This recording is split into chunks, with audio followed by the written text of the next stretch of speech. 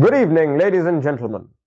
You are watching and listening to Historian Radio's Crossroads. And as we discussed in the previous series, or well, the previous episode, we will look at another burning current affair issue at the center of the press's attention. And on it, we shall ask you, our dear esteemed listeners and viewers, the burning question in our minds and in the minds of the people. And on today's topic, we shall view the Ukraine-Russia conflict.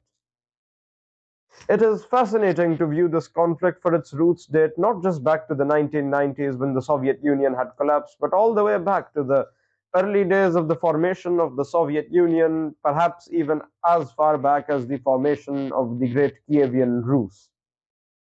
Naturally so, while being labeled as Slavs, Ukrainians and Russians do have several cultural and linguistic differences. However, these differences have resulted in one of the largest geopolitical crises and conflicts known to us today. And this is not just in context of President Putin's war. Ukraine perhaps believes that it has been subjected to the failures of the management or administration from Moscow in its time as part of not just the Russian Empire, but then the Soviet Union. And perhaps their claim is justified because when we look at the history of the Soviet Union, we see that Ukraine was very frequently the center of famines, and of course, who can forget the tragedy of 1986 when the Chernobyl nuclear disaster occurred. And of course, Ukraine was one of the main front lines of the Second World War.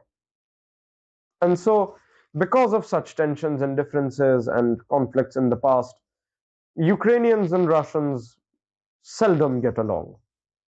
After having viewed this conflict through the lens of contemporary history, we explore the complexities of this crisis from fairly contemporary history, when in the 1990s and early 2000s, Ukraine made bold moves towards joining the Western sphere and the Western Bloc.